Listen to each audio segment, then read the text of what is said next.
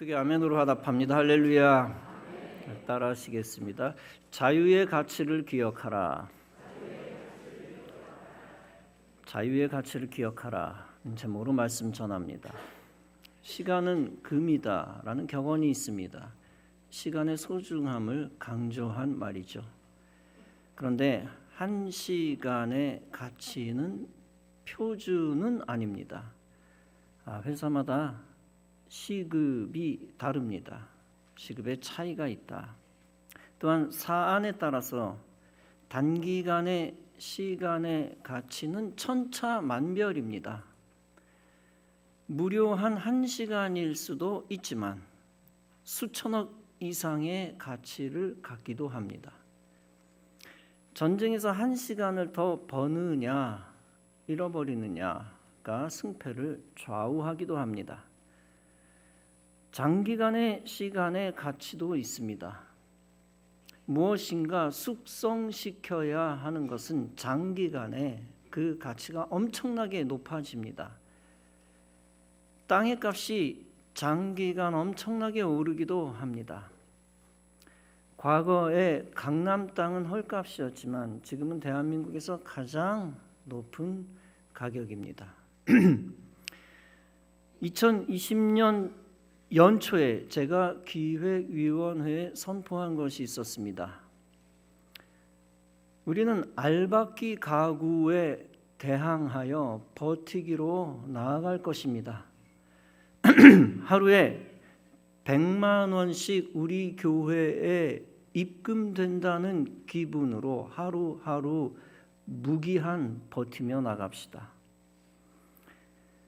하나님이 담임 목사의 선포를 긍휼히 여기셨습니다. 그 선포에 권세를 주셨습니다. 하나님이 정확하게 10개월 후 기적을 주셨습니다. 12억을 제시했던 그 주택이 9억 주고 사라고 제시한 것입니다. 정확히 하루에 100만 원씩 다운된 셈이 됩니다. 이렇게 믿음 갖고 인내함으로 보냈던 시간들은 가치 있는 시간이었습니다. 돈을 주고 쌀을 삽니다. 그런데 돈을 주고 안 보이는 시간을 살 수도 있습니다.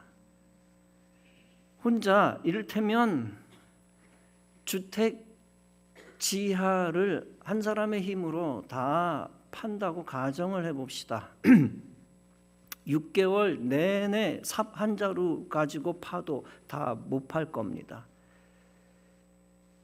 그때 돈을 주고 수십 명의 일꾼을 살 수도 있습니다. 그 돈 때문에 며칠 안에 땅을 팔 수 있습니다. 그런데 수십 명의 일꾼이 아니라 굴착기 한 대를 대신 빌려 살 수도 있습니다. 그러면 며칠이 아니라 하루 만에 해결될 수도 있습니다. 극단적 비유지만 굴착기 용역비가 6개월의 시간을 벌어준 셈이 되는 것이죠. 한 사람이 삽 가지고 6개월 팔 거를 굴착기가 하루 만에 파버립니다. 비용으로 6개월의 시간을 벌었다라고 비유할 수 있습니다. 군대에서 많은 분들이 휴가 안 가고 부대에서 대신 돈을 타먹습니다. 그런데 반면 또 많은 분들은 돈을 안 타먹고 휴가를 갑니다. 그것을 보면 시간은 돈이고 돈은 시간이다 라는 생각을 해봅니다. 그런데 이 시간과 깊은 연관이 있는 것이 있습니다. 다름 아니라 자유입니다. 돈으로 시간을 살 수는 있어도 돈으로 자유를 다 살 수는 없습니다. 왜냐하면 자유는 시간과 비교할 수 없는 또 다른 차원이기 때문입니다. 비슷한 것 같은데 또 전혀 다른 차원이기도 합니다. 지난번 3.1절 기념주일 예배를 드렸습니다. 우리나라가 일제에서 해방되어 자유를 얻었습니다. 그 자유는 단순히 돈으로 얻은 것이 아닙니다. 그 자유는 이 나라와 민족의 하나님이 선물로 주신 것입니다.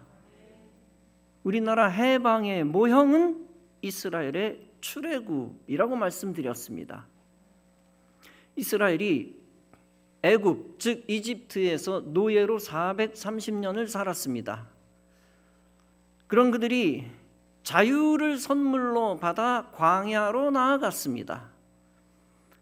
광야에서 시간도 얻었고 자유도 얻었습니다. 노예의 신분에서 벗어났고 이집트 제국의 억압에서 벗어났기 때문입니다.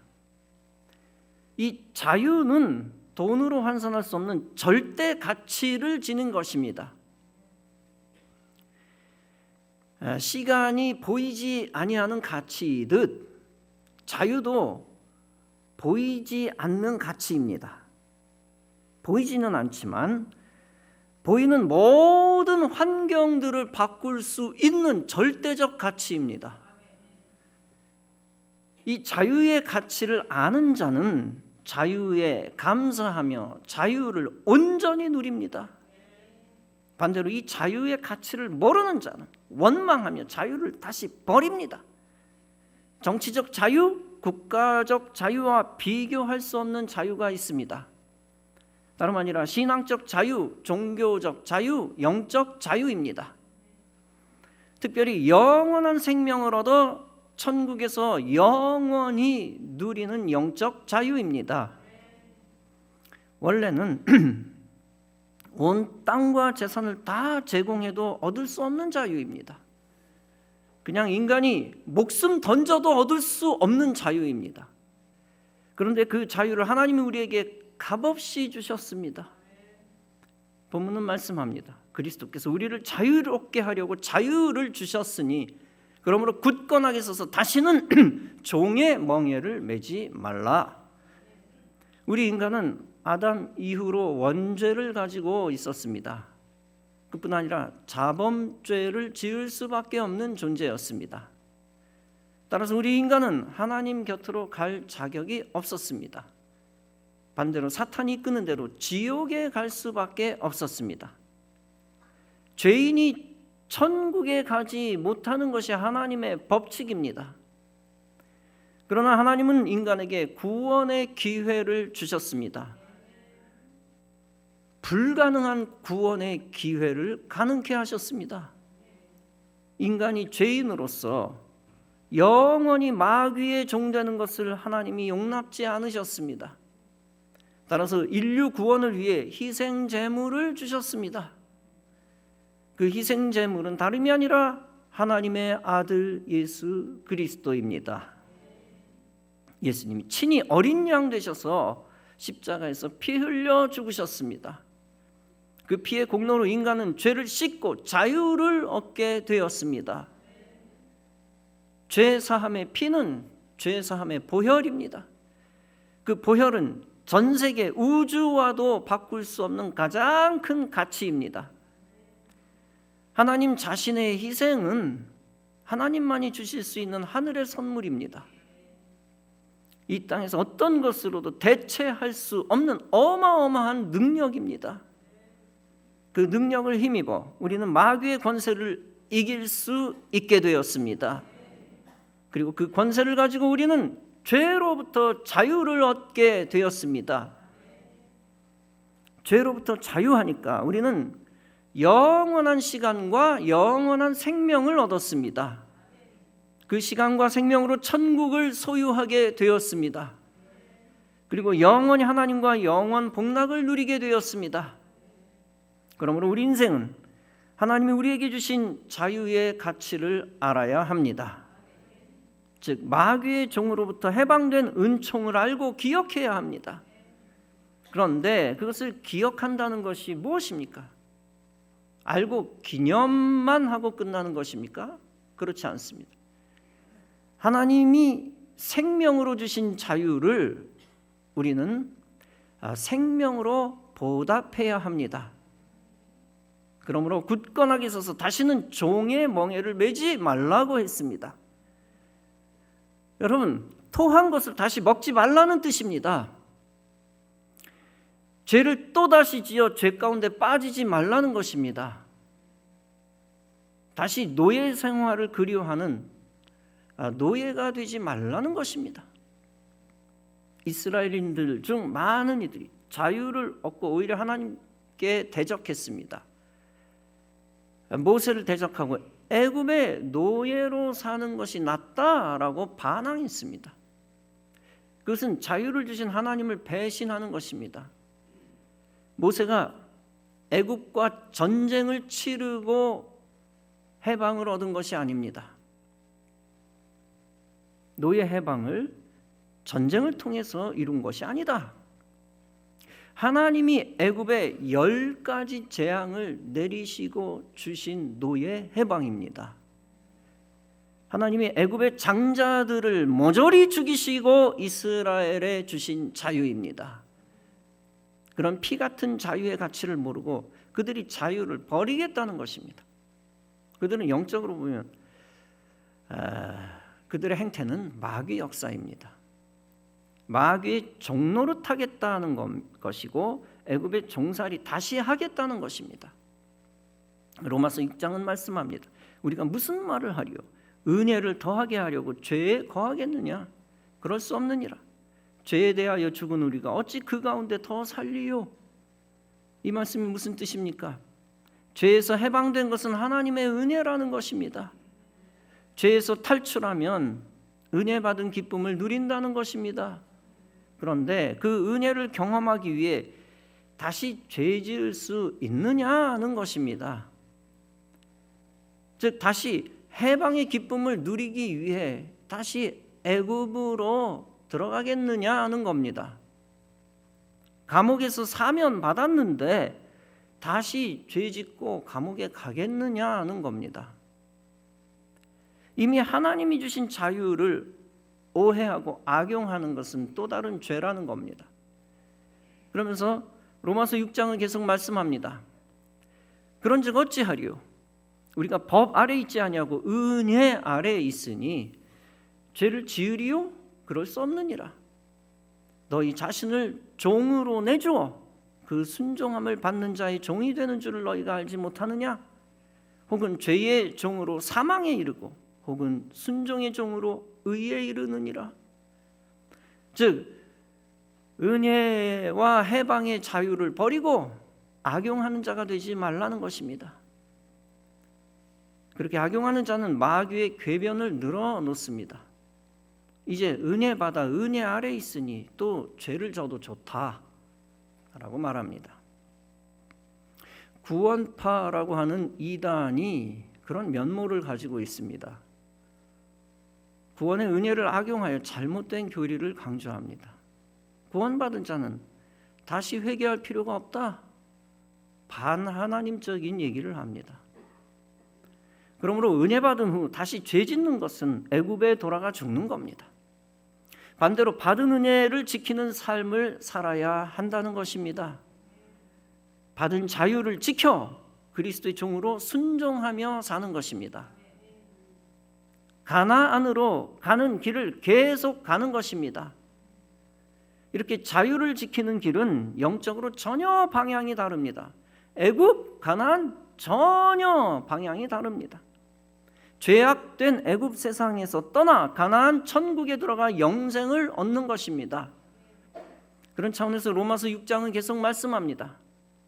하나님께 감사하리로다. 너희가 본래 죄의 종이었더니 너희에게 전하여 준 바 교훈의 본을 마음으로 순종하여 죄로부터 해방되어 의에게 종이 되었느니라. 이제는 너희가 죄로부터 해방되고 하나님의 종이 되어 거룩함에 이르는 열매를 맺었으니 그 마지막은 영생이라. 죄의 노예로 사는 자는 불의의 종입니다. 그는 하나님을 대적하다가 지옥에 갑니다. 반대로 죄에서 해방된 자는 의의 종입니다. 그는 하나님께 순종하며 살다가 천국에 갑니다. 사도 바울은 빌립보서 2장에서 말씀했습니다. 나의 사랑하는 자들아, 너희가 나 있을 때뿐 아니라 더욱 지금 나 없을 때에도 항상 복종하여 두렵고 떨림으로 너희 구원을 이루라. 최종 구원의 목적지를 향하여 갈 때 끝까지 순종하라는 것입니다. 하나님의 자녀는 절대 종의 멍에를 다시 메어서는 안 됩니다. 반대로 하나님 주신 자유를 누려야 하고 그 자유를 선용해야 합니다. 영적 자유의 증거가 있습니다. 그것은 인간이 하나님께 자유롭게 예배 드리는 것입니다. 영적 자유의 증거는 예배입니다. 곧 신앙의 자유입니다. 이 신앙의 자유가 없으면 교회를 지을 수도 없습니다. 교회 다닐 수도 없고 예배 드릴 수도 없고 예배 드릴 때 핍박을 당합니다.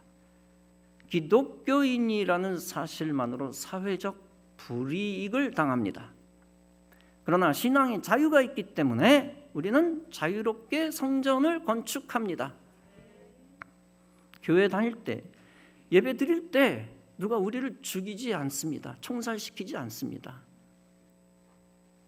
기독교인이기 때문에 입사시험 못 보거나 입학시험 못 보는 일 없습니다.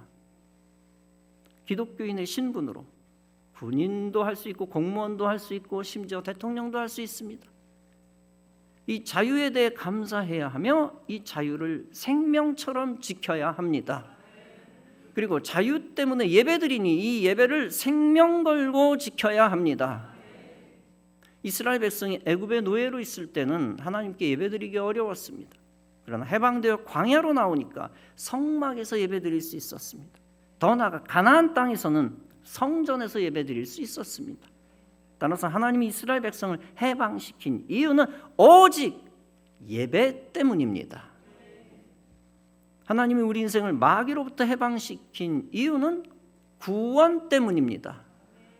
구원받은 백성은 장차 천국에서 영원히 하나님께 영광 돌립니다.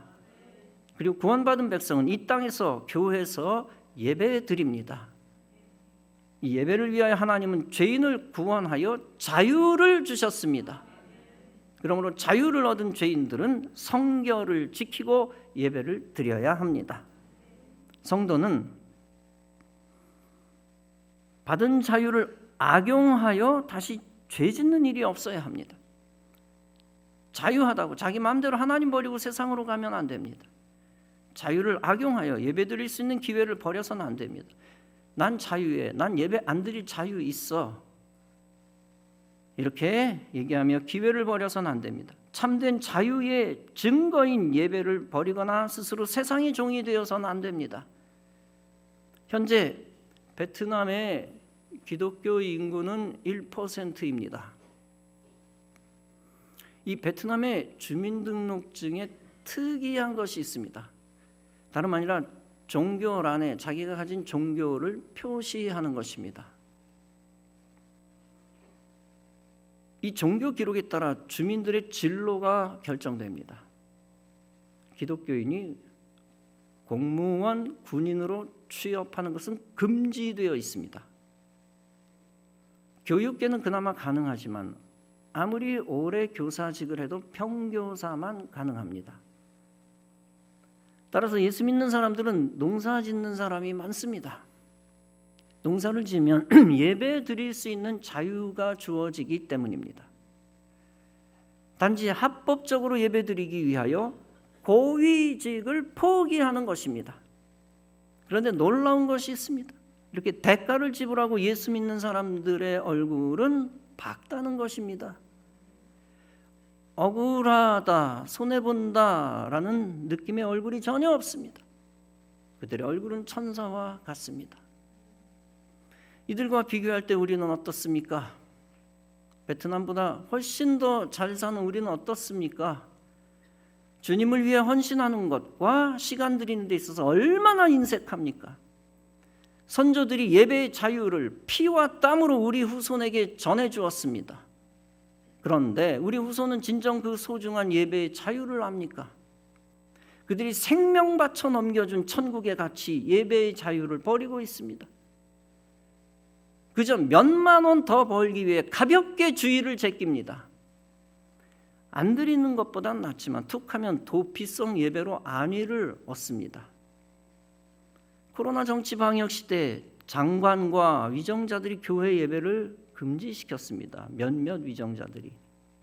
그리고 나름대로 교회의 극심한 저항을 그들이 예상하고 대비했다고 합니다. 그들 나름대로 실제 준비를 했다고 합니다. 교회가 들고 일어날 걸 대비해서. 그런데 그들조차 매우 깜짝 놀랐다고 합니다. 실제 얘기입니다. 다름 아니라 교회들이 끽소리 안 하고 저항 없이 굴복하더라는 겁니다. 쉽게 말하면 초대형 교회들과 교단장들이 낮은 포복하더라는 겁니다. 스스로 예배를 오히려 앞장서서 피하더라는 겁니다. 그로 인해 코로나의 30%는 교회발, 그렇게 발표를 했다는 겁니다. 안심하고. 당시 교계 지도자들과 대통령과 면담하고 대책을 논의한 적이 있었습니다. 없었던 게 아니에요. 그런데 당국의 헛소리 한마디도 못하고 헤어졌다는 겁니다. 그 중한 영적 책임을 진 그들은 장차 하나님의 무서운 진노를 받게 될 것입니다. 여러분, 예배는 그냥 영화 보듯 보는 게 아닙니다. 예배는 천국 자유를 소유한 자들이 생명 걸고 드려야 하는 것입니다. 담임 목사의 사명이 무엇입니까? 첫째는 우리 예광교회와 예배를 지키는 것입니다. 둘째는 우리 교회 교인들의 믿음이 떨어지지 않게 노력하는 것입니다. 기회가 된다면 교인들의 믿음을 올려주는 것입니다. 안 따라오면 할 수 없지만 믿음을 올려주는 겁니다. 그런데 교인들의 믿음은 어디서 지켜지고 올라갑니까? 맨투맨 10시간 레슨하면 올라갑니까? 다름 아니라 예배를 통해서 지켜지고 올라가는 것입니다. 여러분, 베트남에서 예배를 포기하고 고위직에 간 자들은 어떻게 될까요? 그들의 믿음은 지켜지지 않고 떨어지고 결국 없어집니다. 왜 그러냐면 예배를 드리지 않기 때문입니다. 하늘의 것을 포기하고 땅의 것을 붙들었기 때문입니다. 반대로 예배를 붙들고 고위직을 포기한 자들은 어떻게 될까요? 그들의 믿음은 반드시 지켜지고 올라가고 강해집니다. 왜 그러냐면 생명을 걸고 예배를 드렸기 때문입니다. 땅의 것을 포기하고 하늘의 것을 붙들었기 때문입니다. 따라서 담임 목사의 사명은 무엇일까요? 성도가 불의의 종이 아닌 의의 종으로 살게 하는 것입니다. 시대의 정신이 아니라 하나님의 계명을 따르게 하는 것입니다. 세상의 비위를 맞추라고 허락하는 게 아니라 하나님의 계명을 지키라고 얘기하는 겁니다. 애굽의 종으로 살아도 돼. 그렇게 세상과 타협하거나 헛소리하지 않는 겁니다. 반대로 가나안 백성되라고 하늘의 소리를 들려주는 것입니다. 목사의 첫째 사명은 인생을 예배자로 만드는 것입니다. 다른 거 하나도 없습니다. 믿음을 지키고 키울 수 있는 유일한 길, 예배의 자리로 이끄는 것입니다. 예배를 생명처럼 지키는 하나님의 사람 만드는 것입니다. 그리고 실제 저 자신이 예배를 생명처럼 지키는 것입니다. 왜냐하면 저는 알고 있기 때문입니다. 예배를 드리면 교인들의 믿음이 올라가고 그렇지 않으면 떨어진다는 것을, 예배 드리면 교인들이 하나님 사람 되고 그렇지 않으면 하나님 떠난다는 것을 확실히 알고 있기 때문입니다. 사랑하는 성도 여러분, 하나님이 선조들의 피를 통하여 여러분들에게 예배의 자유를 주셨습니다. 그 놀라운 하늘의 가치를 아는 믿음의 눈이 열려지기를 간절히 바랍니다. 그리고 그 하늘의 가치를 알고 그 가치에 생명을 거시기 바랍니다. 하나님이 피로써 주신 선물을 사랑하는 자, 그에게 하나님은 하늘의 생명 그리고 이 땅의 은혜와 복을 주실 것입니다. 그리고 그를 가장 가치 있는 자로 삼아 하늘의 권세와 영광을 주실 것입니다. 마태복음 13장에서 예수님은 말씀했습니다. 천국은 마치 밭에 감추인 보화와 같으니 사람이 이를 발견한 후 숨겨두고 기뻐하며 돌아가서 자기의 소유를 다 팔아 그 밭을 샀느니라. 또 천국은 마치 좋은 진주를 구하는 장사와 같으니 극히 값진 진주 하나를 발견하며 가서 자기의 소유를 다 팔아 그 진주를 사느니라. 이 진주는 하늘 가치를 상징하고 자기의 소유는 땅의 가치를 상징하죠. 여러분, 세상 사람들은 천국을 찾아 나서지 않습니다. 그들에게 천국은 관심 바뀌고 그 가치를 알 수도 없기 때문입니다. 알았다면 붙들었겠죠. 알 수도 없기 때문입니다. 천국을 세상 부귀, 영화, 명예, 재물과 절대 바꾸지 않습니다. 애굽의 것을 붙들다가 마귀 종노릇하다 천국을 놓칩니다. 반대로 진정 천국을 아는 자는 하늘의 가치를 아는 자입니다. 하늘의 가치를 아는 자는 하나님이 왜 예배의 자유를 주셨는지 압니다. 따라서 설령 세상 부귀, 영화, 명예, 재물을 다 버리는 한이 있더라도 상관없습니다. 심지어 목숨 버리는 한이 있어도 예배를 사수하고 붙듭니다. 그런 자는 천국을 귀한 것으로 아는 자로서 증명됩니다. 그리고 하나님의 가장 큰 영광 속에 가장 먼저 동참합니다. 일본의 자살 특공대 카미가제가 있었습니다. 그들은 자살을 강요당한 불쌍한 자들이며 어둠의 노예였습니다.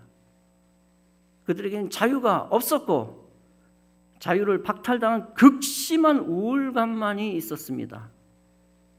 자살 특공대로 선발된 조종사들 입장을 바꿔놓고 생각해 보십시오. 극심한 우울감에 시달리지 않을 수가 없습니다.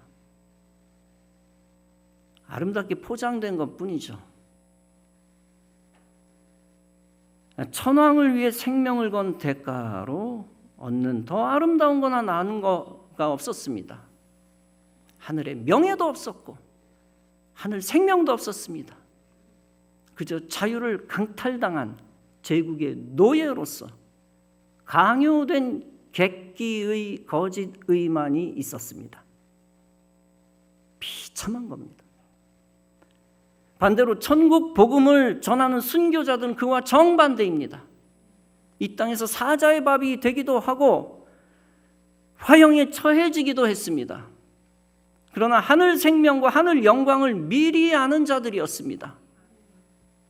그 절대 가치를 알고 거기에 생명을 건 선지자들이었습니다. 그리고 하나님의 계명에 생명을 걸고 예배하는 자들이었습니다. 그런 자들에게는 이 땅의 생명과 비교할 수 없는 영생이 주어졌습니다. 그뿐 아니라 그들은 하늘에서 가장 빛나는 존재가 될 것입니다. 우리 그리스도인은 그런 순교자들의 믿음을 전수받은 후예입니다. 그런 거룩한 후예로서 그들의 것과 같은 하늘 가치를 붙들고 사시기 바랍니다. 사랑하는 성도 여러분, 하나님이 우리에게 선물로 주신 자유의 가치를 영원히 기억하시기 바랍니다. 그것을 일생 기억하면서 그 가치에 생명을 걸고 참된 하나님의 사람, 참된 예배자로서 마지막 순간까지 신앙적으로 승리하며 살아가는 성도 여러분 다 되어지시기를 주님의 이름으로 축원합니다. 기도하시겠습니다.